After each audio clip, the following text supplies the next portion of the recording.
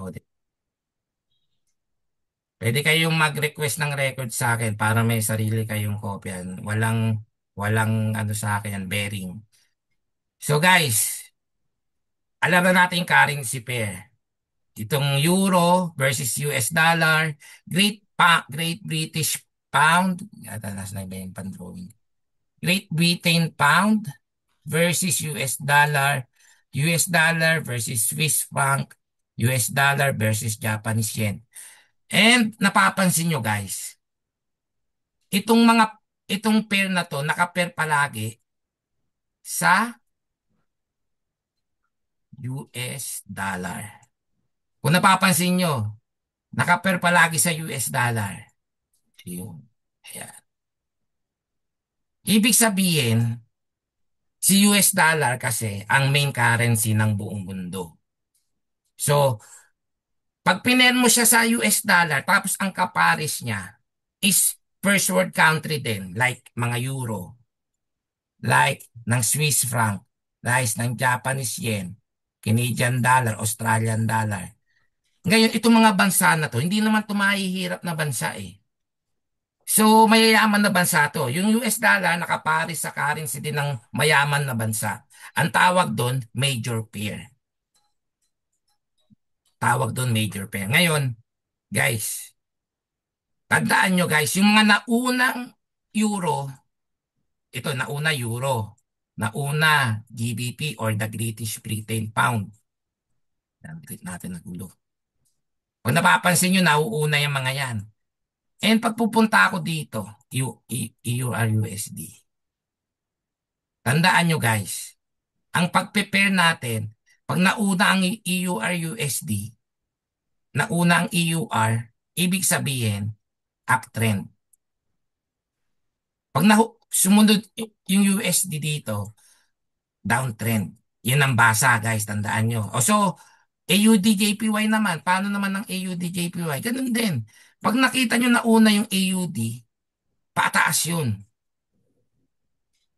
Pag nakita nyo AUD, paangat. AUD, umaangat ang currency ng Australian dollar. AJPY, bumababa. Ibig sabihin, natatalo na niya yung Australian dollar.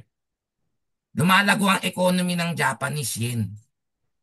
O tumaas ulit yung Australian dollar. Basta tandaan nyo, ganun ang basa. Una, paangat. Kasi ano pang, ano yan? Paano pag gold, coach? Paano naman ang gold? Ang gold naman, ganun din. So gold to guys, gold. Ayan. Basahin nyo to, gold US. Ibig sabihin, gold, tapos slash US dollar. Nakapari siya sa US dollar. Kaya pag nakita nyo yung gold, paangat. Pag bumababa yung gold, ano ng US dollar yan? Pumapabor sa US dollar. So pag nakita nyo yung gold, paangat lang. Ibig sabihin, hindi bumababa halos since 2022. Kaya kung bumili ka ng gold noong 2022, sobrang laki na na time deposit mo dito. Kasi kung ita-time deposit mo yon every year, sa 1,000 pesos mo, 25 pesos lang ang kinita nun sa time deposit. Pero dito, kung bumili ka ng share, 100 USD, umangat yan. Per volume per volume. Ngayon, naka one lot ka, one lot sa. Magkano na kinita mo dyan? Almost 800K sa 100 USD mo. Pesos naman. Ayan. Sobrang tagal. Pero, kung sabi ko nga gaya nga sa bangko yung 1,000 pesos mo, ito 5,000 kasi yung 100. Sabihin na natin 5,000. Kasi hindi ko ma-convert ng maayos, hindi naman ako calculator. Sabihin na natin 1,000 lang yung tinime deposit mo. O sabihin na natin 5,000. Sabihin na natin. Ano ba yung 2.5% ng 5,000? Kasi dito 25 pesos. Ngayon ginawa natin 5,000, 5, 50, 125 pesos lang ang kinita sa isang taon. Ano gusto mo, yung 800 na kinita sa 5,000 mo? O yung 5,000 mo na kumita lang ng 125 pesos sa time deposit? Ang problema lang dito, may risk. Kasi di natin masabi, pero itong gold talaga hindi bumababa to. And very consistent ang gold kasi safe haven to eh. Safe haven ang gold. Ito yung para hindi maapektuhan ng currency exchange, yung pera mo, yung mga tao, nilalagay nila yung pera nila, kino-convert nila sa gold yung pera nila. Kasi hindi na de-devalue. Actually, umaangat pa nga. At kumikita ka pa nga lalo. Ganon. Pero ito, since 2022 hanggang ngayong 2025. Yan, tandaan niyo yan. So, ganun nangyayari ang Forex, guys. Tandaan nyo, ituturo ko sa inyo ng mas malalim to sa third module na to, third module. So, kung gusto nyo talaga matutunan yung mga ganito, atin kayo ulit next Saturday. Wala naman kayo babayad, oras lang. Oras lang ang i-invest nyo sa akin. So, yun na, masaya na ako. Yung gratification lang na magpasalamat kayo. Masaya na ako doon. So, tandaan nyo guys, pag nauna yung gold, pag nauna yung pair, yun yung paangat. Yung sumunod na currency, yun yung pababa. Paano pag stocks? Ito katulad nito langis. Commodity, langis, crude oil. Ito kasi, si crude oil kasi favorite kong investan kasi pag bumaba yung langis, bumababa talaga. And magkano rin yung kikitain mo dito sa galaw na yan. So tuturo ko sa inyo yan kung paano yan. Kung paano basahin yan. Kung magsisell na ba ako o magbabay ba ako. So kasama yan sa module 3. So module 1, dito lang tayo sa initial. Ngayon, stocks. Paano yan coach? Isa lang. Walang pair. Hindi kasama yung ibang pair, yung US dollar, walang US dollar. Kundi langis lang, CL oil. Ang tawag doon, ang code name ng crude oil or yung langis na nagbebentahan sa international market is tawag doon crude oil. So in short, CL oil, ayan yung code name, abbreviation name ng crude oil, CL oil. So paano yan, coach? Paano ko malalaman kung bababa o magsisell? Isa lang yan. Ang mangyayari dito, pag pagdating sa langis guys. Pero sa lahat to, sa Tesla, sa Google, sa Amazon, basta ito yung pinaka-explanation. Basta umangat yung market, nagmamahal. Tumataas yung presyo. Ibig sabihin, walang stock. Wala kang mabilan, naubusan ng stock. Kaya yung presyo nagmamahal. So, paano ba nangyayari yun? Katulad nung panahon ng gera. Ito, best example. Ginera ni Russia si Ukraine. At the same time, si Israel nang gera naman ng mga bansa. Kasi nga, ina-attack si Israel. So ano ba nangyayari nung panahon nung nag-uumpisa yung gera na yun? Dahil nag-uumpisa yung gera nun, walang mabilan ang US. Dahil walang mabilan, bumaba ang supply, yung per barrel. Dahil walang mabilan, yung supply lang nila Alaska. Sa Alaska, US din kasi ang Alaska. Doon lang sila nakakakuha ng langis. Self-sufficient naman ng US pero dahil US dollar ang gamit ng pagbilihan ng langis, dahil yun yung main currency natin, dahil US dollar, naapektuhan si US. Hindi niya maibigay yung crude oil niya na para lang sa bansa nila. Kasi, syempre, tayo, mangangailangan din tayo ng langis. Nung time na ginegera yung mga bansa na yun, tumaas yung langis eh. Dahil sa mga gera-gera na yan eh. Tumaas ang langis. Naapektuhan din tayo noon. Hindi tayo makabili. Kasi nga wala tayong mabilan. Kaya ang ginawa, tumaas yung presyo. Kung gusto natin bumili, tinaasan ng US yung presyo kasi yung stock nila ang gagamitin natin na para lang doon sa bansa nila. Tumaas yung presyo. O ngayon, yung stock ngayon bumababa. Bakit? Kasi nakakapag-ipon na ulit ng langis si US. Pwede na siya ulit magpaikot ng pera niya para sa langis. Pwede na siya ulit stable market ang langis. Kaya bumababa dahil maraming stock. Basta tandaan nyo, tumataas ang stock, high demand, tumataas ang presyo.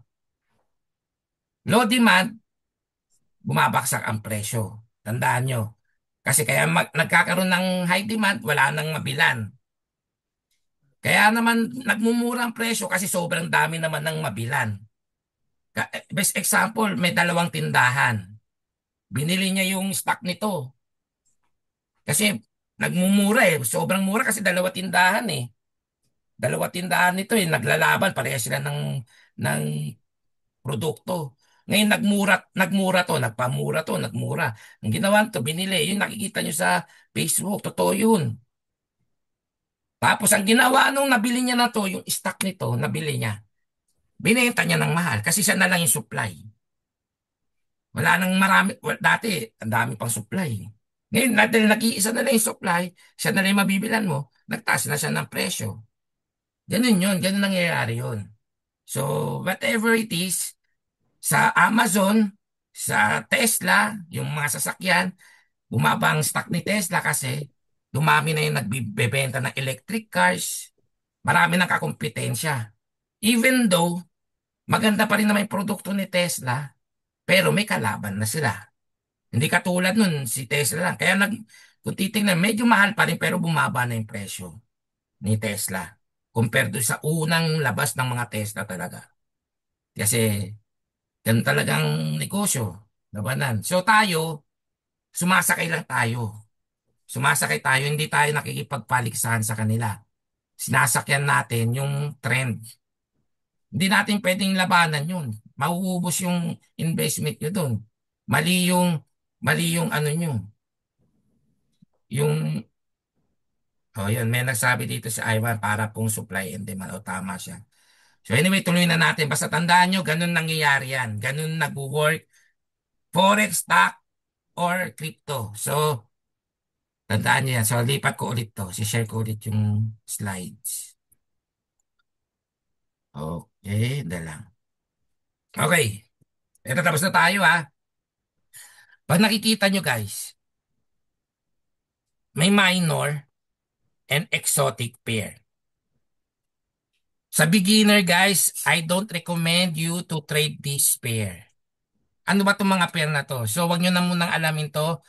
Yung pinakita ko muna sa inyo na mga pairs, yun lang ang i-trade nyo kung gusto nyo mag-evolve. Kasi pag dito, grabe to. Sabi ko, sabog ang pera nyo dito. Mali mag-trade sa ganitong pair pag beginner. Hindi ko nire-recommend kasi malikot. Malikot ang trading dyan. Malikot. Sobrang nakakalito. Yung kala mo aakyat pero bababa pala. So dati, ito yung gusto kong i-pair kasi mabilis ang pera pero mabilis din maubos pera mo. So it's wrong to invest on this pair. I don't recommend. Pag gusto mo makulit ka, okay lang. Hindi mo ko sinunod. And makikita mo yung consequence. Malalaman nyo yan kung sinubukan nyo yan. Pag sinubukan nyo, that's why I recommend major pairs. Why? Kasi pag si major pair, ganyan magmalaw. Aangat lang. Tapos pag bababa, bababa lang. Ganyan siya. Eh si minor pair, paano ba gumalaw si minor pair? Si minor pair naman, pag gumalaw,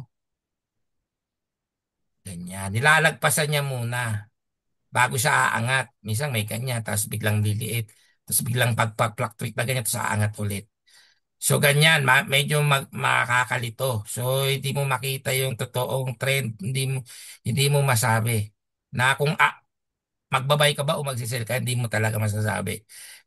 Kahit ako na medyo marunong na, hindi talaga ako nagtitrade yan. Kasi masyadong delikado dyan eh, delikado. Eh, exotic pair, ano, paano naman gumalaw yan? Ito, si Raul to.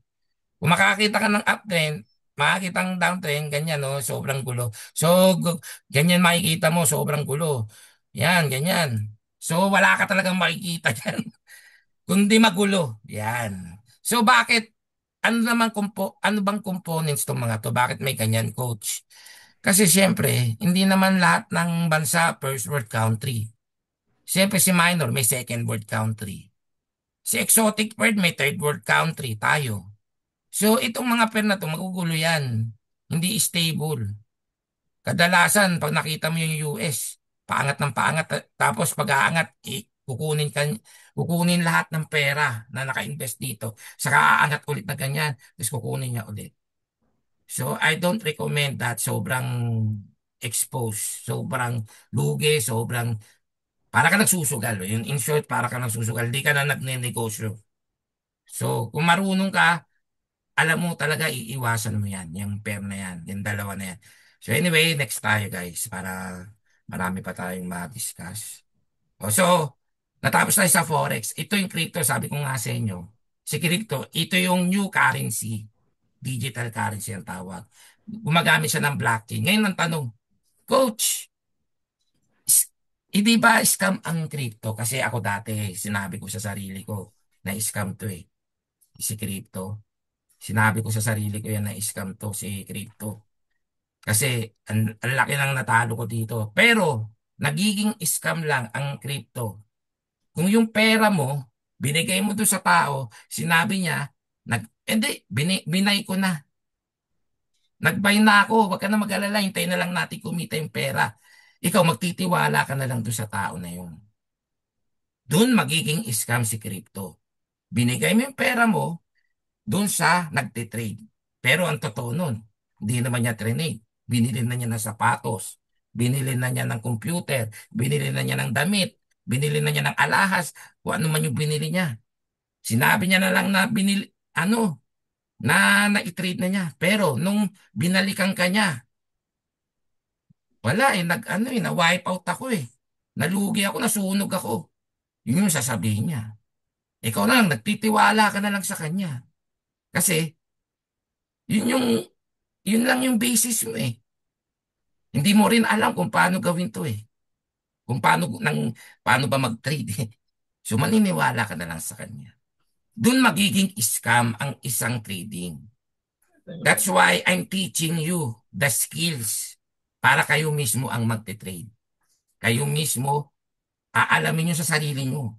Hindi lang, hindi ako hindi, guys. Tandaan nyo, ako, stepping stone nyo lang. Kayo pa rin yan. So kung gusto nyo ituloy, okay lang. Kung hindi nyo gusto ituloy, okay lang din. Wala namang mawawala sa akin eh. At least ako, nandito na ako. Okay na ako eh. Masaya na ako. Kumikita na ako sa trading. Masaya na ako. Araw-araw, 5,000 a day. Sabihin na natin 5,000 a day. Masaya ka na nun, 5,000 a day. Tinalo mo na yung minimum, tsaka yung nag-o-office. $100, magkano yung $100? Yun lang yung goal mo. Magka $100 ka lang a day. Dahil alam mo mag-trade, alam mo yung skills, alam mo yung ano, yun ang ituturo ko sa inyo. So ngayon, yung crypto, hindi siya scam. Si crypto, may lugi kasi bago lang. May mga coins na biglang bumabaksak. Kasi yung mga tao, ito yung tinatawag namin na ano na mga blue chip or yung mga coins na walang silbi. Yung walang gamit, hindi mo alam saan ginagamit yung coin, kung paano nabuo yung coin. And maraming tao, yung marurunong na, lalo na yung mga nasa crypto na dyan, kung sino dyan. Bumibili na sila noon, nung mga basura stocks na yan. Yung mga basura na crypto coins, yung mga coins na yan, tokens. Bumibili, akit ako guys. Hindi ako iba doon sa mga yon. Bumibili talaga ako ng mga basura. Kasi sobrang mura. Biro mo, 10 pesos, 15 pesos, 20 pesos. Hindi ka bibili, magkano lang. Pag yoyosi mo lang, dito lang lagay. Kung nagyoyosi ka. Kaso di naman masakit, hindi masakit sa bulsa. Hindi masakit sa bulsa kung ilalagay mo doon. So bumibili ako. Pero ito lang tandaan nyo. Pag bumili kayo ng basura, basura kasi yun eh. Hindi naman talaga, walang, walang ano yun eh. Eh, Walang gamit. So, kung walang mag invest doon, okay ka na hindi lang, rin pre. aangat yun. Meron na ako Ayun. yan. Yan. Ito lang si Che. Yan. Okay guys. Basta pag yung mga basura na yan, pwede kayong mag-invest dyan. Pero tandaan nyo, yung hindi masakit sa inyo. Kasi pag once na lumaki naman yon at nagkaroon ng value, eh swerte kayo. Talagang parang one time, big time kayo. Yung 20 pesos mo, minsan naging, ito 20 pesos naging 500,000. Totoo yun. Yung iba nga, wala pang ang ginastos eh. Binigay lang yung pinaka-coin. Binigay lang sa kanya. So magkakabalyo yan guys. Kung gagamitin pambayad sa mga store. Wala kasi pwede. Pero, hindi. Pag back yan, pwede pagsabay-sabay niyan. Yun.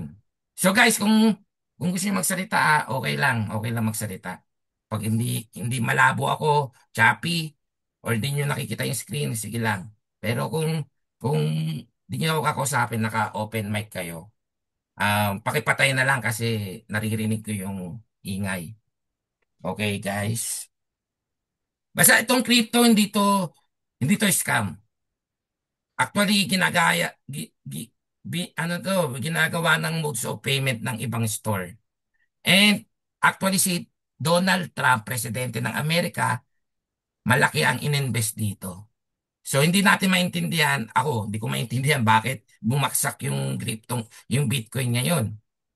Actually, sa tingin ko, dahil dito sa tariff war ni Trump, hindi ko sure. Kasi wala pa namang news about sa pagbaksak ng crypto. Yung fear ng mga tao na mawalan ng value yung Bitcoin, tinanggal nila yung pera nila.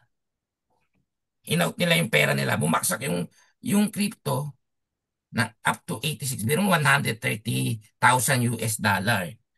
Nasa 86 na ngayon, 86 na lang ngayon. Ano ba ngayon? Tingnan natin. Tignan natin yung actual. Kasi ang actual ngayon, 90 na pala ngayon. Nasa 90. So, bumaksak siya ng 86. Ayan o. Ayan. And then, nasa H4 tayo. Ayan. Bumagsak siya ng 86. Ayun, 79 pa nga. Pag nakita nyo, 79 US dollar. Yan, umabot siya dito. Ayan. Edit. Siguro mga ganun. Na 80 something, ganun. 80 US dollar. Pero hindi ko pa ito masabi kung uptrend to guys Ito papakita ko sa inyo yung screen ko sa crypto Sa Bitcoin. Papakita ko sa inyo. Ayan. Nakikita nyo ba yung screen ko sa chart ko? So, pag nakita nyo na, actual price natin na 90,000 US dollar. Umabot siya dito sa line na to. Yun. Magkano yan, yung line na yan? Titingnan natin kung magkano presyo. So, para meron lang tayo na onting um, alam about dito sa Bitcoin. So, umabot siya ng magkanong price? 81. 81 nga ba to? Dahil may dulo pa siya eh. O 80,000 US dollar. 80,629 US dollar. Tapos umakyat kasi natapos na yung mga nagsisell or nakapagtipin na sila. And meron din nag-out dito sa market. May mga nag-out. That's why bumabaksak yung stocks ng Bitcoin. Kunyari, nagpo-profit na sila dito. Out na nila. Pera na yun eh. Then may nag-profit na dito. In-out na nila kaya umangat na unti. Pero overall, di pa to paakyat Wala pa yan. Di pa. Kung gusto mo mag-hold ng buy, wala pang kasiguraduhan. Hintayin ko munang lumagpas dito bago ako magbabay. So anyway, yan lang yung short insight. So may idea kayo paano ako nag-charting. May idea kayo kung paano ko to ginagawa every day. So palitan ko na to. So tapos na tayo sa crypto guys. Hindi talaga to scam. And totoo to, totoong pera to. Maraming nag-i-invest dito. Maraming tao. Kung kayo lang, huwag niyong isipin na kayo lang yung nag-i-invest kasi milyon na tao. Kasi nagkaroon ng value eh. Sobrang, kung naabutan niyo yung presyo niya, 26,000. Magkano na ngayon? Nasa 90,000. Magkano rin yung kinita niyo doon? So anyway, ito, market participants. Ang tanong dito, sino-sino ba yung mga nagtitrade? Tayo lang ba na mga tiga PU Prime? Tayo lang ba nung mga iba bang broker dyan? O may iba pa bang nagtitrade? Yes, maraming nagtitrade dito. Iba-ibang klaseng tao, uri ng tao, grupo ng tao, and minsan, isang malaking entity, like institution. So retail traders guys, tandaan nyo, si retail trader, tayo yan. Tandaan nyo lang, ang retail trader, tayo yan. Tayo yung kumukurot dito sa market. Kumikita lang na $100 a day, $500 a day, $1,000 a day. Di na masakit. A day yun eh. O kung isang buwan, pwede pa nga yung isang buwan eh. Passive income lang. So katulad ko, kailangan ko kumita a day. Kasi ito na talaga hanap buhay ko. Umalis ako sa trabaho ko dati. Manager ako doon. Head ako ng opisina. Yung isang department, ako may hawak. Inalisan ko yun. Maganda sahod ko doon. May bonus pa. Inalisan ko. Kasi nung nag-full time ako dito, triple doon sa binibigay sa akin ng boss ko. Yung kinikita ko dito. Hindi ako magbabrag ng mga kinita ko. Hindi ako magbabrag. Pero kaya ako nag-full time dito dahil doon. Kasi totoo niyan, yung makukuha nyo sa akin, skills. Parang nag-aral ka ng welding. Tapos hindi ka marunong mag-welding, dumidikit-dikit pa yung welding rod dun sa bakal. Habang tumatagal, gumaganda na yung welding mo. Dati kalat-kalat pa. Parang driver ka ng jeep. Dati di ka naman marunong mag-drive. Tapos natuto ka, nakafocus ka lang paano lumiko, paano magcambio, tsaka mag-accelerate. Doon ka lang nakafocus. Pero nung tumagal-tagal, 2 years, 3 years, 4 years, habang nagdadrive ka, nagbabayad yung nagsusukli. Ay, nagbabayad yung pasahero. Habang umaandar ka, nagsusukli ka pa habang umaandar. So, ganun din dito. Ganun din yung makukuha nyo dito. Hanggang trade kayo ng trade, practice kayo ng practice, nag-i-evolve kayo. Hindi naman kung ano lang yung alam mo kahapon, yun pa rin eh. Ngayon nga, nakikinig kayo sa akin, nag-evolve na kayo eh. Dati, alam mo ba yung retailer trader? Alam mo yung institution? Alam mo ba yung market makers or brokers? Alam nyo ba yan? Ngayon malalaman nyo na. Nadagdagan yung skills nyo, yung knowledge nyo. So, retailer trader tayo. And yung institution.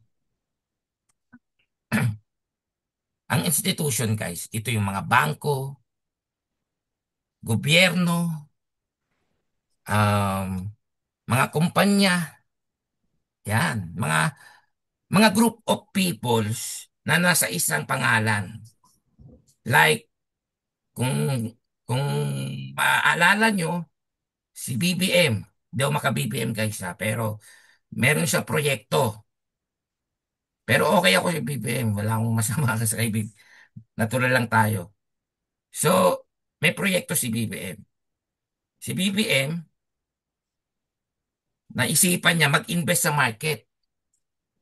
Ang tawag doon sa institution na yon, Maharlika Fund. Ito yon. Ito yung best example dito sa Pilipinas. Institution. Yung Maharlika Fund, ipapasok niya yung pera dun sa market. I-invest niya dun nang lumaki. Siyempre, yung mga tao dun, marurunong mag-trade. Hindi naman pwede lagay mo na yung pera dun. Tapos di ka marunong mag-trade, maluloko ka. So, kung di ka maluloko, malulugi ka. So, yung mga tao dun, marurunong din talaga. Hindi naman basta-basta tao lang yun. So, isa branch of government, pero ang goal lang niya is mag-invest sa market. Kaya ayaw lang naman ng tao kasi kukunin yung fund doon sa budget ng mga tao. Like Pag-ibig, like SSS, GSIS. Siyempre sa tao yun eh. And natatakot yung tao pag nalugi, baka wala silang makuha. Pero actually, meron tinatawag na insurance. Pag natalo yun, may babalik pa rin dun. Dun sa kung saan nila kinuha sa SSS, GSIS. Hindi naman basta-basta mawawala yun ng parang bula. Unless kung kurakutin. Tapos sasabihin na, natalo eh. Pero sa dami ng tao na matatalino, alam nila yun. Pera na lang yung mga tao na nagtatali-talinuan lang. Nagrurunong-runungan lang. Alam mo yung sinasabi na nagrurunong-runungan, tsaka yung sinasabi ng marurunong talaga. Alam nyo yun. Pag natutunan nyo to at narinig nyo yung mga word na yan, doon sa kunyari, kung matutuloy, kasi natutuloy na yun eh. Ewan ko lang kung natuloy ba. Hindi ko na alam eh. Basta naano ko lang. Kung natuloy man o hindi, tapos naging pasabog ulit sa news, tapos nakikinig kayo sa akin, natutunan nyo itong 4 module ko, maiintindihan nyo yung usapan doon. Oo nga, oo nga. Kasi hanggat hindi nyo maintindihan yun, sasabihin ng tao talaga, scam yun. Kasi hindi nila alam yun eh. Hindi nila naiintindihan. So tayo, alam natin yun, malalaman natin yun. Yun yung advantage natin. Hindi tayo maluloko kung kinukurakot nila yun. Yun yung advantage. So alam na natin kung kurakot yung tao na yun o hindi. So anyway, institution, market makers. Ano ba itong market makers? Ito yung mga taong mayayaman. Yung may mga malalaking pera. Sila yung nagpapagalaw sa market. Ayun. Si brokers. Ano naman si brokers? Ito naman yung pag-iinvestan natin. Kailangan natin ng brokers. Guys, hindi kayo makakapag-invest ng kayo lang. You need have a broker. Maski ano pa yan. Maski dito sa Pilipinas. Excuse me, sandali lang.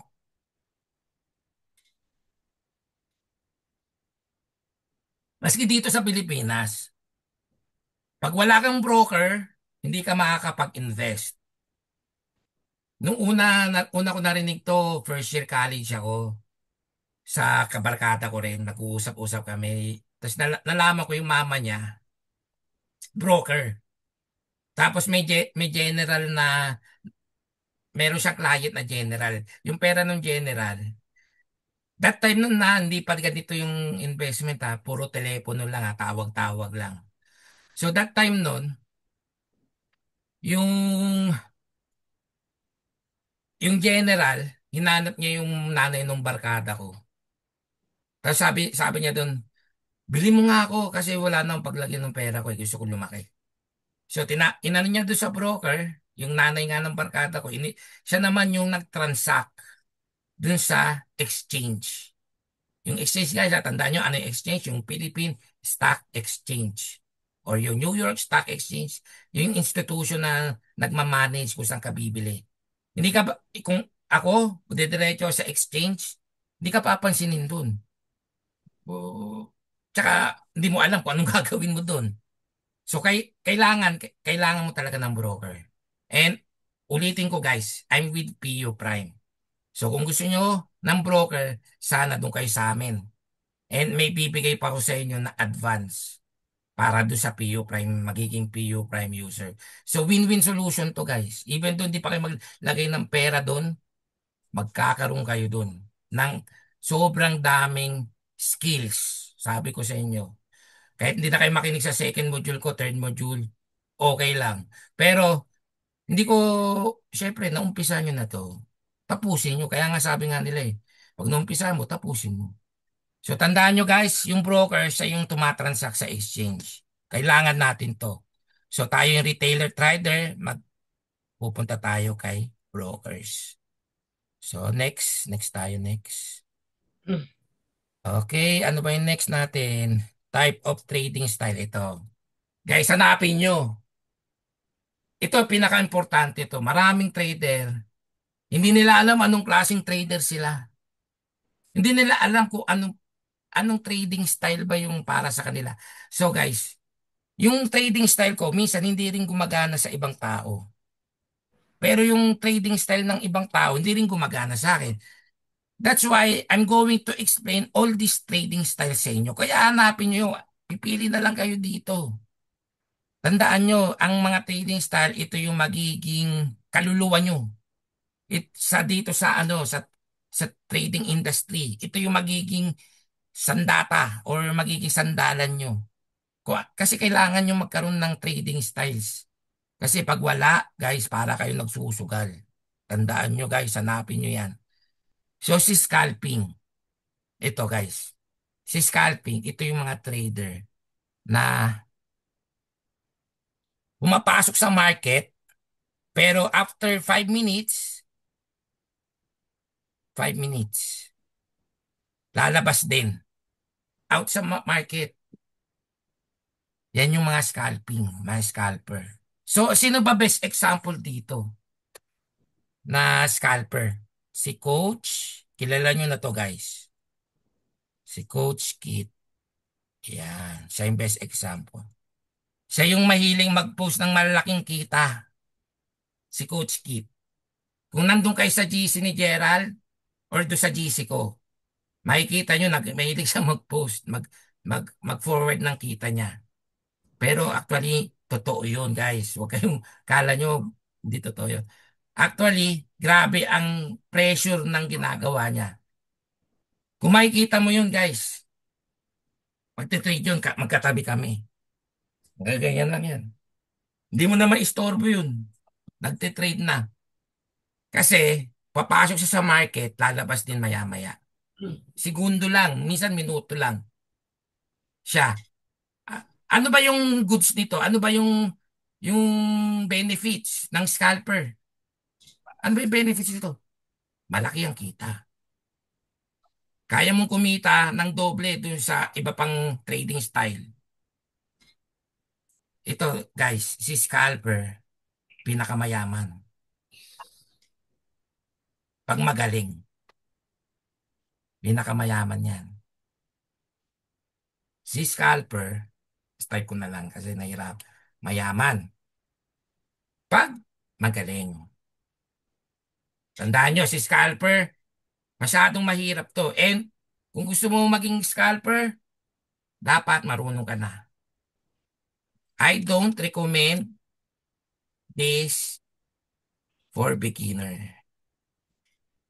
Tandaan nyo, guys, si scalper ay hindi pang beginner. Pang magagaling na yan. Even me, nag-scalping din ako, pero hindi ko kasi style to eh. And ayoko yung pressure, sobrang grabe pressure nito. Kakaba-kaba-kaba, ganun. Lalo na kung malaki yung pera na naka, ano dyan, in-invest mo.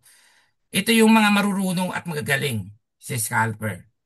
So maraming maraming tao na kumikita diyan at maraming tao din na nauubos pera diyan. I don't recommend for the beginner. Sorry guys.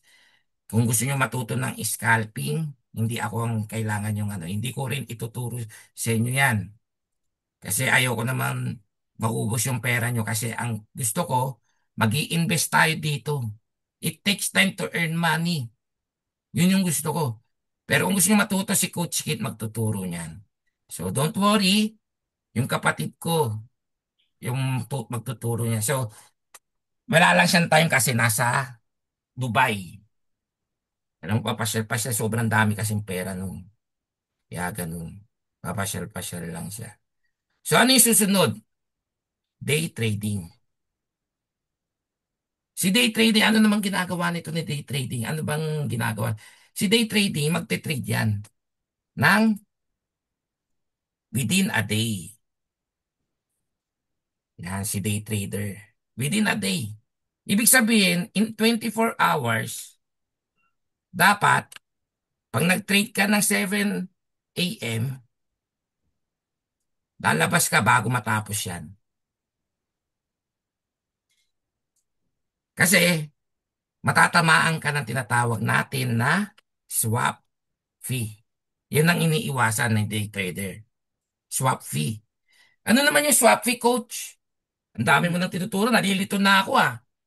Baka yan ang iniisip nyo. So, Hanggat maaari, gusto kong maintindihan nyo kaagad to. Pero kung hindi, kaya pinagre-record ko na kayo o pinagcha-chat down ko kayo. Okay lang yun. So ano ba yung swap fee? Ito yung fee sa exchange rate. Spelling pa ako. So ano ba yun? So everyday guys, nagbabago ang exchange rate. Everyday. Hindi porket 56 lang ngayon. Di, bukas 56. Kung titignan mo ang market, lipat ko lang guys ha. Pagpasensyahan nyo na ako, bear with me kung medyo matagal. Gusto ko lang maintindihan nyo maigi guys. Para hindi naman sayang laway ko, at least kahit papano, may pumasok. So, punta tayo sa US dollar and euro. Kunyari lang to ha. Pag, so within a day, pupunta tayo ng daily. Tuturuan ko na kayo kung ito, initial lang to guys. Sa module 2 to ha, pero bibigyan ko na kayo ng initial. Kasi kailangan ko maituro eh. So guys, drawing tayo, magdo-drawing ako. Nasa na yung drawing? Ito nakikita nyo to guys. Yan. Yan, yung mga yung binibilugan ko. Ang tawag dyan, candlestick. Tandaan nyo guys, huwag nyo kakalimutan kasi ito na yung market structure natin. Basic lang naman. Pero kasama kasi ito eh, sa market structure. Para magbasa ng chart kung pababa ba o paakyat ba. So, yan yun. So, tandaan nyo, ang tawag dito, candlestick. Dito sa candlestick natin, guys, meron tayong tinatawag na wick.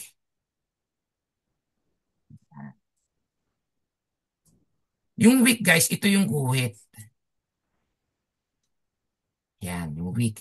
Ito namang square or yung rectangle, ito yung tinatawag natin na body. So, may two parts ang candlestick natin.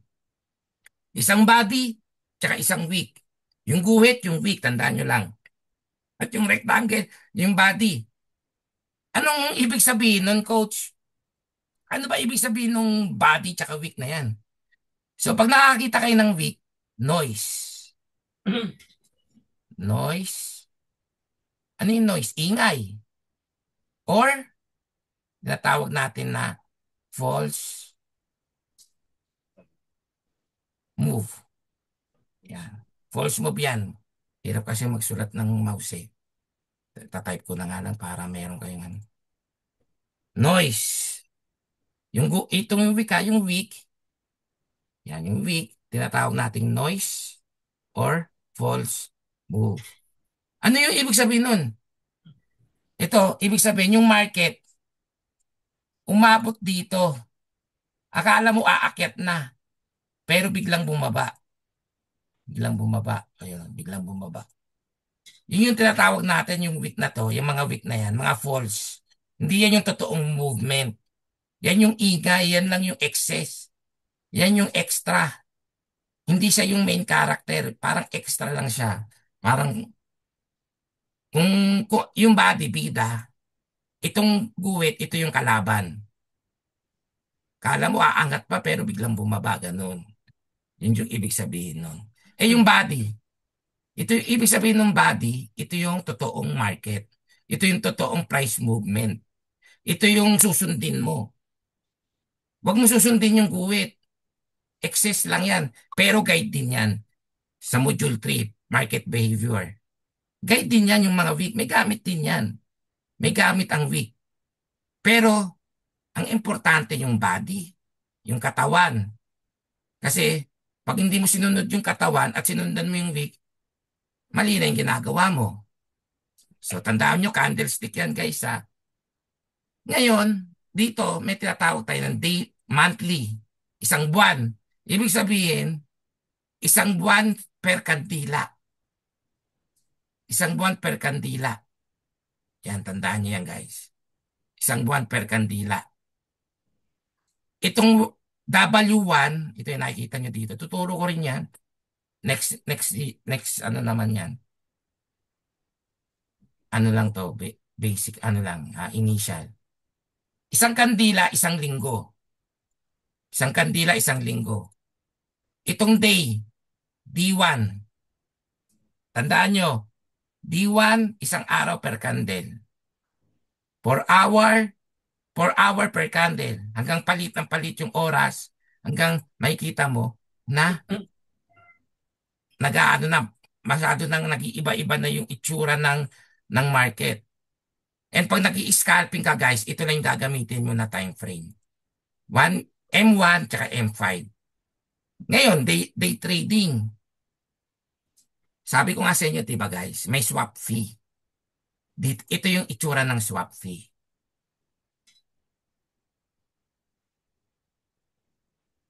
Swap fee.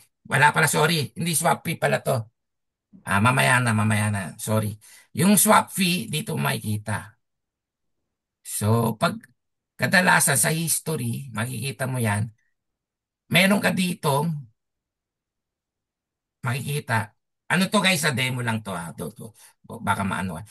May makikita kayo dito na swap fee nakalagay. And pag nakalive tayo, papakita ko sa inyo. Kasi demo lang to. Para mapakita ko paano mag-trade. And pwede nyo rin tong pag-practicean ang demo. And I recommend talaga na mag-demo talaga kayo. Pero kung atat na kayo, okay lang din. Pero beware. Be aware sa ginagawa nyo. Because pera nyo naman yan. Hindi ko naman pera yan. So anyway, na alam nyo na yung candlestick, alam nyo na yung day trading. And yung swap fee, kadalasan, may tinatawag tayong exchange rate. And nagbago-bago yun. Ngayon, may tinatawag tayo na slippage, guys. Slippage. So, papakita ko na lang sa inyo kaagad to. Yan o, nakikita nyo, walang kandila, biglang tumalon. Nag-jump dito. Tumalon eh. Ang tawag dyan is slippage. So, nangyayari yan pag nag-open tsaka nag-close yung market or may current events na sobrang lakas ng pagbaba, hindi niya na masundan. Bumaba siya kagad. May dalawang advantage yung slippage. Kung nakasell ka dyan, guys, at nagkaroon ng slippage, ito lang yung tipi mo. Umabot dito yung slippage. Profit ka, sobra pa. Nag-profit ka. Kunyari, ang profit mo lang is $20. Dahil nagka-slippage, nagkaroon ka ng $100. Yung talon. Pero, may backlash din yan. Yung slippage na yan. Tandaan yan yung iniiwasan natin pag naka-day trader tayo ha. Yan yung maiiwasan natin pag naka-day trader kayo. So, may backlash naman yan. Paano pag nakabaliktad? Nakabay ka naman dyan, paangat. Paangat, nakapag-buy ka dyan, nakapag-buy. Paangat siya. Tumalon. Ilbis na talo mo 20, magiging talo mo 100. Yan yung backlash ng slippage. Pag nagde-day trading ka, yan yung maiiwasan mo. Slippage and swap fee. So, para malapit na tayo matapos. Tuloy na natin. So guys, nawala. Margin. So tandaan natin may mga margin tayo sa ano. Ito yung pautang ni broker. So ang maganda kay broker guys, pwede niya tayong bigyan ng leverage ng 1:500. Pero lahat naman ng broker may ganun. Ang maganda pa sa broker ko, yung first initial deposit mo dodoble niya. And sa second deposit mo, 25% na lang ang idadagdag niya. Tandaan nyo guys, the bigger the capital, the bigger the profit. Yun lang, ganito ang nangyayari sa trading world. So, ano yung margin? Ito yung pautang. Biro mo, kunyari ang capital mo, $100 lang. Kunyari lang. Natalo na to. Tapos, -25 ka na. Ang margin mo hanggang -100. makakapag-trade ka pa guys. Makakapag-trade ka pa. Bibigyan ka pa ng pagkakataon ni broker na mag-trade. Na mabawi yung talo mo. Pero, dapat i-trade mo. Kasi talo ka na eh. Dapat mag-trade ka talaga dyan. Kasi pag hindi mo na i-trade to, minsan kinakain yan yung margin mo. Pero anyway, pag malaki ang margin guys, don't worry, hindi kakainin yun. Kunyari, ang margin mo is nasa 1,000. The bigger the capital, the bigger the margin. Yun lang yung tandaan nyo. So, dodoblehin niya yun. Tapos, ang maganda pa kay PU5, dodoblehin pa niya yung capital mo. So, yan yung tawag dyan. Pautang nga yan. Basta tandaan nyo guys, yung margin, makikita nyo yan dyan sa market, sa chart nyo yung margin. So, ituturo ko yan pag nagcha-charting na tayo. So, yung spread guys. Yung spread, ito yung kita ni, ni broker. Ito, papakita ko sa inyo guys, sa Bitcoin. So, para mas madali kasi mag-explain pag nakikita, nabivisualize. So, punta tayo dito. Ayun. So, nakikita nyo tong market ko. So, zoom in tayo. Pababa yung market. Pababa. So, ano napapansin nyo? Yung totoong market ito, pababa oh. Ayan oh. Yan yung totoo. Pero pag nag-sell ka dyan, dito tatama. Ito yung mag-execute. Ito yung tinatawag natin na spread. Itong guhit na to, yung puti. Yan, yung puti. Spread tawag dyan. Yan yung commission ni broker. So, matalo ka o manalo ka, kinukuha na niya na yung portion ni broker. Pero don't worry guys. Kala nyo malaki yung spread na yung commission na kinukuha ni broker. Pag CPU Prime ang gagamitin nyo, 0.01 cents. 0.01 cents per trade lang ang kinukuha niya. Depende sa currency. Sa forex pair, yung major pair na tinuro ko sa inyo, mas mura. Pero sa Bitcoin, medyo mahal, tsaka sa gold, medyo mahal. Pero hindi mo mararamdaman yun, cents lang. It's either dito kay Bitcoin, nasa 0.3 cents lang eh. Tapos sa gold, nasa 0.2 cents. So, maski mag-trade kayo, hindi nyo mararamdaman yun. Sobrang wala talagang epekto yun. Sobrang liit.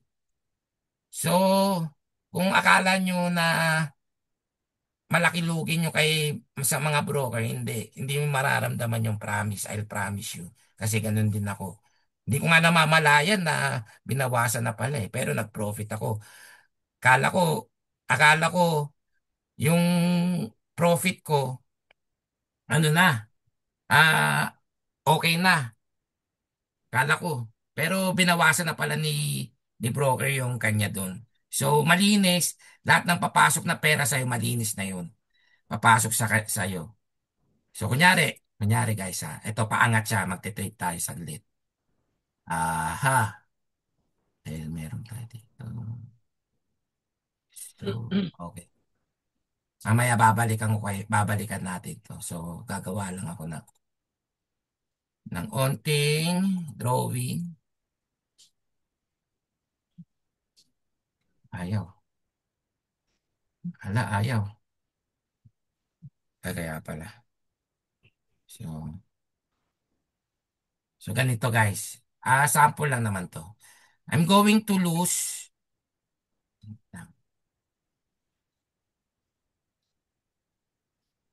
Ito lang iniisan lang.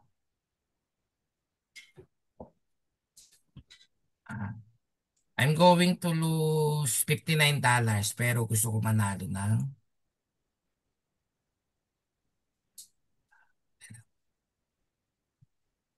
$123. So ganyan. So hintayin natin. And base dito sa market, 5 minutes. Paangat naman siya pero may tendency pababa kasi dahil dito sa kandila na to. Pero overall uptrend kasi wala pa naman siyang choke. So anyway, balikan na lang natin to. So tuloy natin to, yung yung chart natin. So pinapakitaan ko lang kayo ng mga insight lang, insight kasi hindi pa talaga to yung para doon. Dito lang tayo sa Sa, so, alam niyo na yung day trading, swing trading. Alam niyo na, swing trading, isang linggo, kung mag-trade, ito yung mas less hassle na to, guys. Ito yung mga taong hindi gano'n na natatalo. And wala na siyang masyadong risk. Pero medyo matagal na. Compare dito sa dalawa na to, mabilis to. Pero ito, isang linggo na kasi to eh. And pero dito, mas malaki ang kitaan ko dito. Kung maghihintay ako, malaki naman yung kita, same din dito sa day trading. Ang problema lang dito matagal. Dito, malaki din kita pero medyo mabilis. Pero ito talaga sobrang bilis. Eh yung position trading, ito naman guys. Kung may malaki kang budget, kunyari, 1 milyon, kunyari lang naman. Malaki pera mo. Dito ka na. Wag ka na dito sa tatlo na to. Invest mo na lang yung pera mo. Ito yung mga sinasabi ko sa inyo na bumili ng 2023 na gold. Tapos naghintay lang ng 3 taon. Yung 1 milyon niya siguro nasa 10 million o baka sobra pa. Kasi masyado nang mataas yung ginalaw ng gold. Sobrang taas talaga. And ngayong taon na to, puro all-time high lang siya ngayon. Puro bago paangat. Pero ngayon, nakababa yung gold, pero paangat na ulit. Kaya kung gusto nyong bumili ng gold, ito yung time na magandang bumili ng gold. Yung ano, kasi aangat na siya ulit eh. Ready to, ready to bullish na kagad eh, yung si ano. Ito si position trading, may talo rin, pero 1%. Bihira matalo to. Ito yung mga mayayaman na tao. So, hindi ko rin naman kaya to. And kailangan ko araw-araw mag-trade kasi meron akong daily bread. May pinapakain tayo at pinag-aaral. So, may mga trading ako na inohold ko, guys. May mga trades ako na hinohold ko, nakaiba ng accounts. So, kung gusto ko mag-day trading and mag-scalping, iba rin ang accounts ko dito. Pero overall, ang ituturo ko sa inyong strategy, day trading to swing trading. Diyan tayo magpo-focus. Scalping kay Coach Kit na yan, bahala na sa dyan. Ako, day trading to swing trading, yan ang maibibigay ko sa inyo. Strategy, indicator, lines, and behavior ng market. Basta, makumpleto nyo lang yung module. Ipapromise ko sa inyo, hindi ka nakatulad nung dati. Nung hindi ka pa nakakasali sa module. Imposible yun, guys. Na ganun ka pa rin. Hindi ka natuto. Posible yun. Lahat ng tao nagbabago, nag-i-improve, nag-i-evolve. So, kahit nga hindi mahina mag-isip eh. So guys, ito na tayo, basic trading terminology. So ito yung ginagamit ng mga traders. Hindi tayo gumagamit ng magkano na ba yung US dollar. Hindi tayo gumagamit ng ganun. Ang tawag natin doon, pips. Ibig sabihin ng pips, percentage in points. Yan ang tawag natin. So, hindi ako nag-imbento nito, guys. Inimbento na to, yung mga una-una pa sa akin. Sinundan ko lang sila. So, ito yung terminology na gagamitin natin, guys. Pips.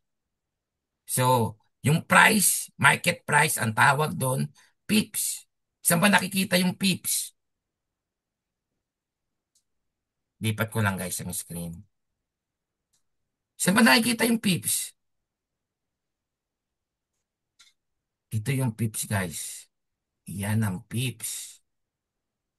So, ito yung market natin ngayon. Yan, yung gumagalaw na yan.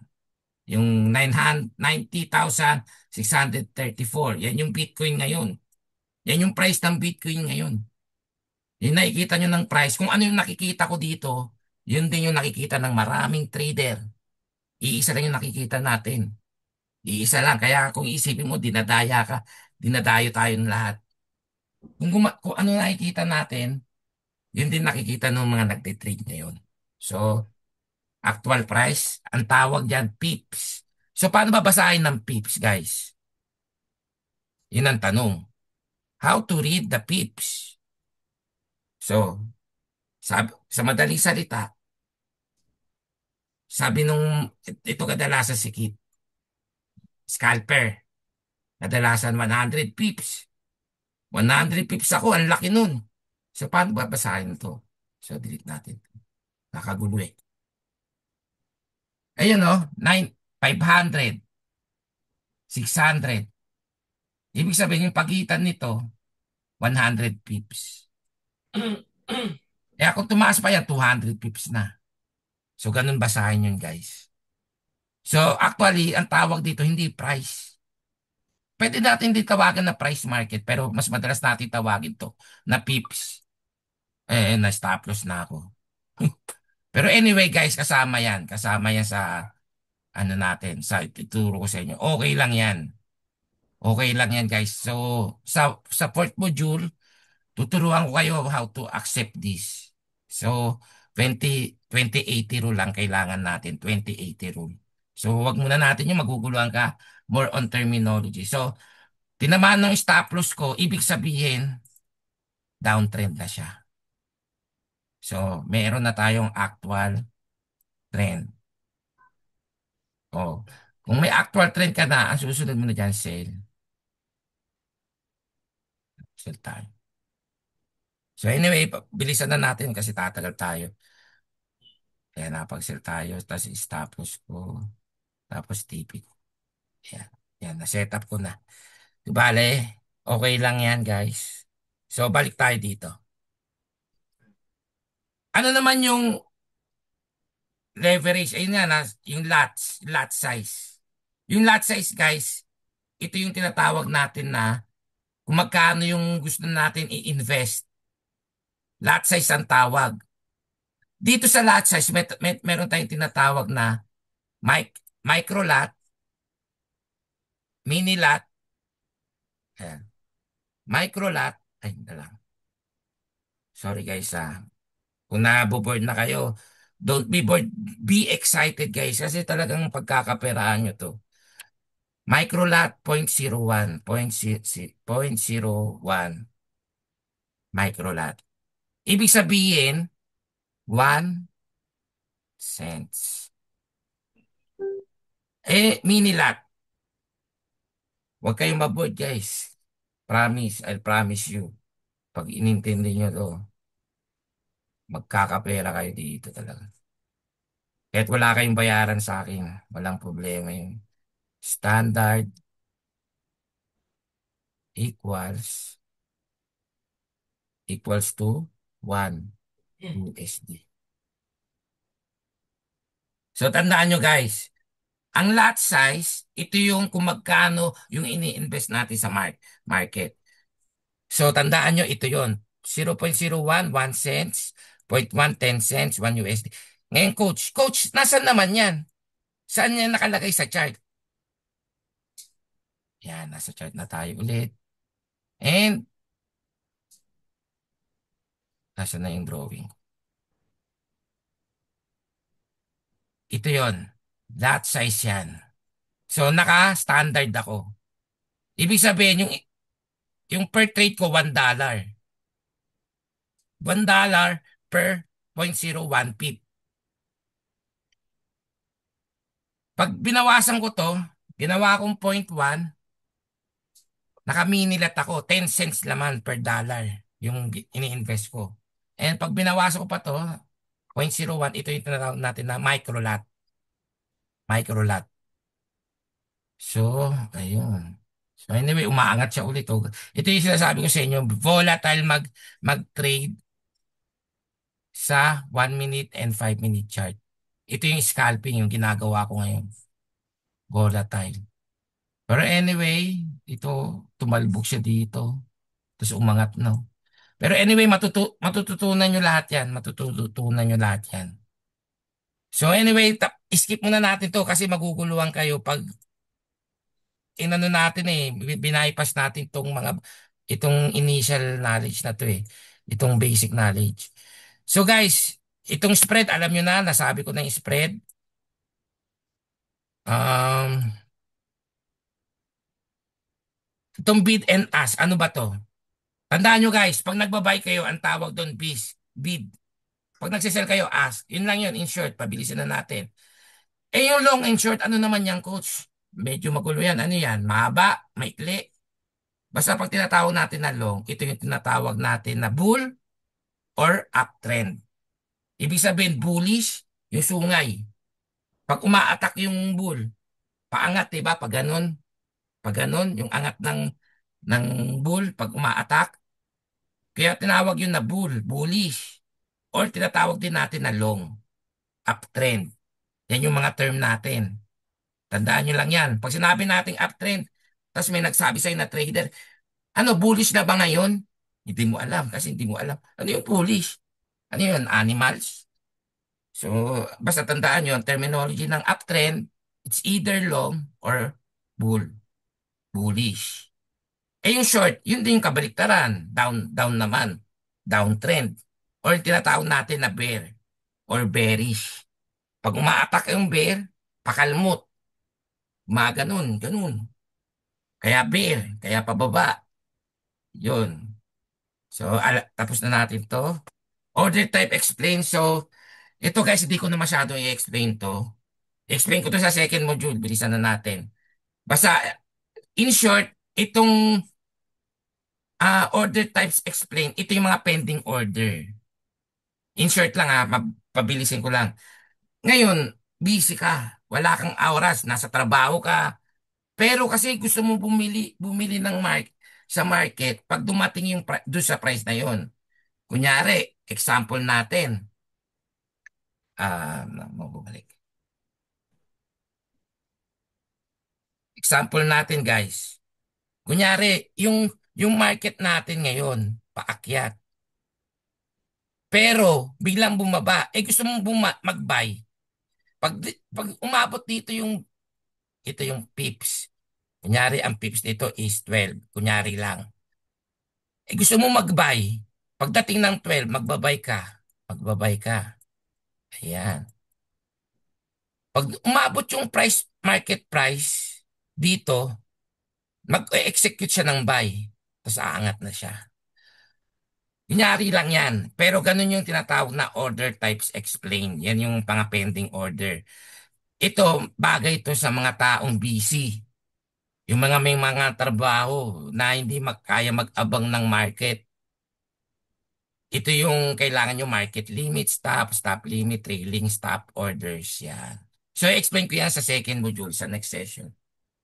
So, sinama ko lang to para magka-idea kayo na pwede rin to sa mga busy na tao, sa mga nagtatrabaho.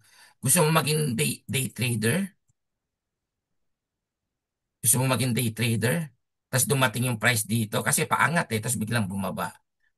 Tapos pag dumating dito sa presyo na to, babay ka. Pwede.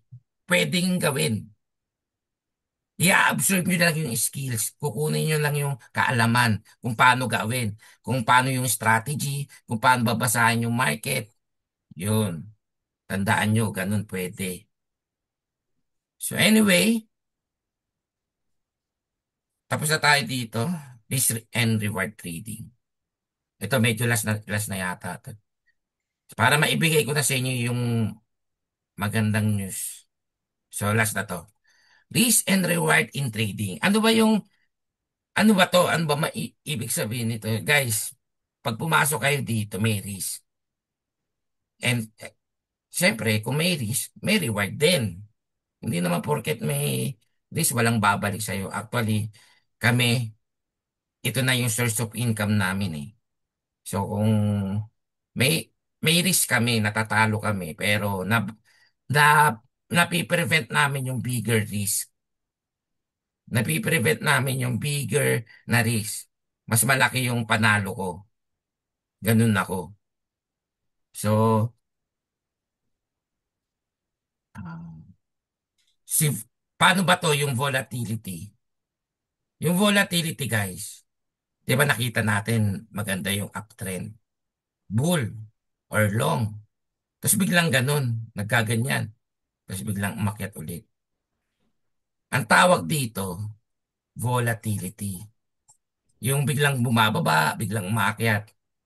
And kadalasan, ito yung nangyari sa akin ngayon nasa gold. Ito, papakita ko sa inyo yung chart. Yung nangyari sa akin. Ito yung papakita ko sa inyo, volatility tawag dito. So downtrend siya, diba? Nakita natin downtrend. Dodrawingan ko lang. Nakita natin downtrend, bumaba. Ngayon nag-sell ako. Then may volatility, biglang umangat. Tapos biglang pa-uptrend na to guys kasi nagkaroon na tayo ng choke. So pwede ko na itong alisin kasi aakyat na talaga to. So biglang umangat. Ang tawag dyan, volatility. At ang tawag dito, yung talo ko, liquidity. Basta na-liquidate ka, natalo ka. Tawag, tawag doon na liquidate. Yun yun. Liquidity. Pero ang tawag dito, yung biglang nag-sell ka, tapos biglang umangat, volatility ng tawag doon. O ngayon, tignan mo, nakita mo, nung nag-stop loss ako, bumababa ulit. Kasi kadalasan, yung mga tao, ganun ang pag-iisip. Nagtipi na, it's either na stop loss or nakapag-take profit sila dyan. So, ito, may iwasan mo yan. Kung dito ka magta-trade. 15 minute, 30 minute, 1 hour, and 4 hour, and daily. May iwasan mo yung volatility. Ano man napansin mo? Ano napansin nyo? Nung nag 1 minute tayo, nakita mo paakyat dito, tapos biglang bumaba, tapos biglang akyat. Tapos pumunta tayo ng daily. Ano napansin nyo? Nire-respect yung volatility ko. Kung nakakita kayo ng ganyan, nire-respect niya. And kung pababa lang siya, pababa lang talaga siya. Yan yung, kaya prefer ko magturo dito sa mga time frame na to. Ito yung bibihira ka lang matalo as a day trader and swing trader. Yan yung gamit ko. Yan yung ibibigay ko sa inyo. Yan yung skills. Kung ma-absorb nyo yan at madagdagan nyo, it's very good. Mas gagaling kayo para sa akin. Mas gusto ko gumaling kayo kaysa sa akin kasi okay na ako eh. Pero hindi ko ibig sabihin na okay na ako, hindi ako natututo everyday. No. I'm still learning. Hindi ako katulad ni Einstein na magaling, na matalino. Minsan nakakalimot din ako and na ano rin ako na parang blanco. Yung ganun, parang maski kala mo marunong naman ako, ba't ganun eh? Talo ko, may losing streak ako. Nagpapahinga din ako. So pag ganun nangyayari, papahinga talaga ako. So anyway guys, last slide na to. And ano ba yung sunod dito? Ay, naku, nasa na? Nawala pa. Kaya lang guys, kunin ko sa history. So patapos na tayo guys. Bear with me guys. Yung mga inaantok dyan, wag na kayong antukin. Ano, nawala yung ano ko, yung slides. Aha. So bear with me guys, bear with me. Malapit na to, malapit na. So you need to be excited always pag ganito talaga. Wala naman kayong binibigay sa akin kundi oras, oras nyo lang. Anyway, patapos na to. Ito na, risk and reward. Risk reward ratio guys. Ito yung agimat ko. Risk reward ratio. Yan. Na lang, i-ano ko lang. Ba't ko sinabing agimat ko yan, guys? Ganito lang. Tuturo ko sa inyo to bakit naging agimat ko to. Ito, kaya ako maski natatalo ko, guys. Ito yung ginagawa ko lang na strategy in everything in my trades. Series reward ratio ko. Ah, risk. Itong risk reward ratio ko is 1:3. Tandaan nyo, 1:3. I lose 1, but I gain 3. Yan yung ibig sabihin niyan. Paano yan, coach?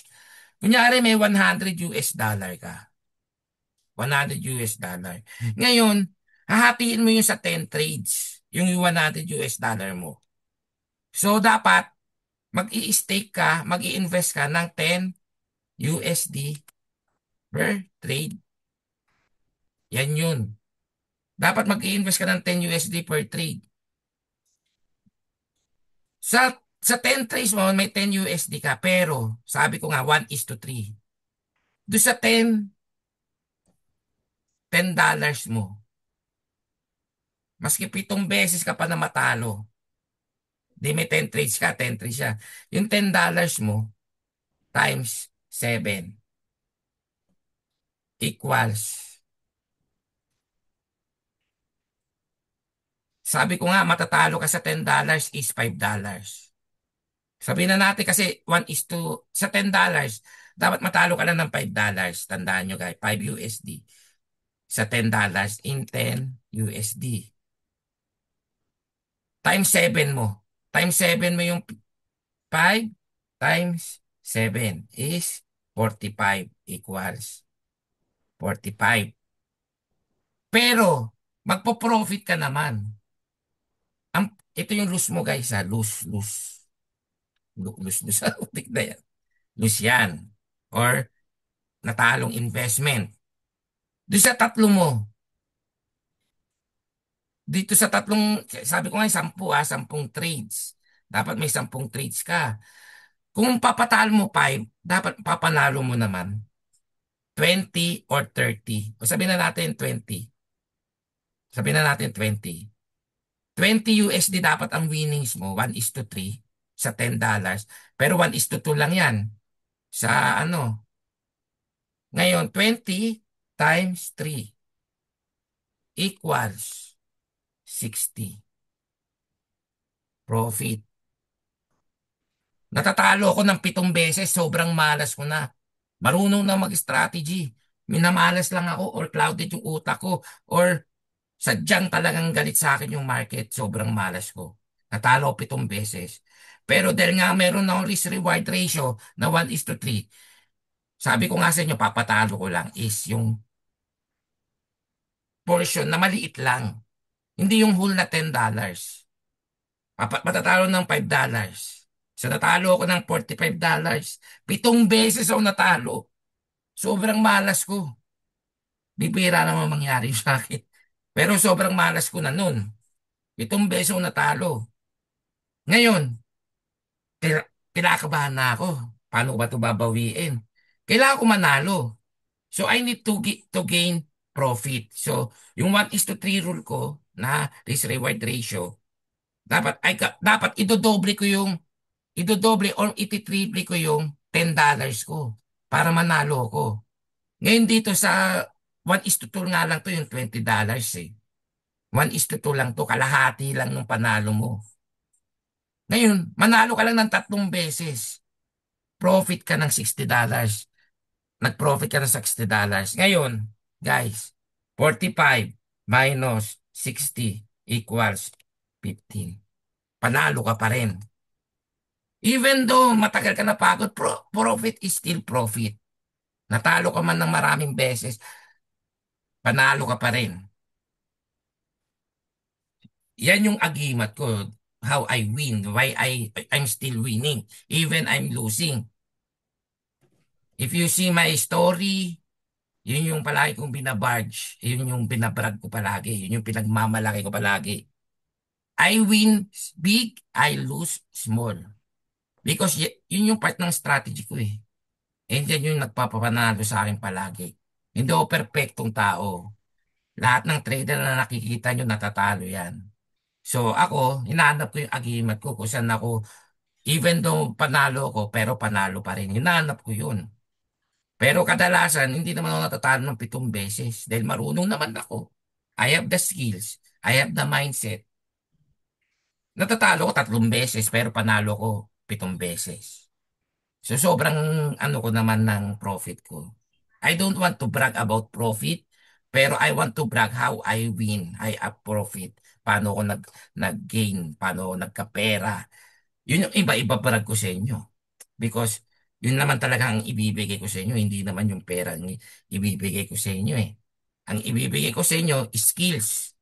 So anyway, tapos na tayo guys. Pero ito, gaya nga ng sabi ko, meron akong ibibigay sa inyo na premyo sa pakikinig sa akin. So guys,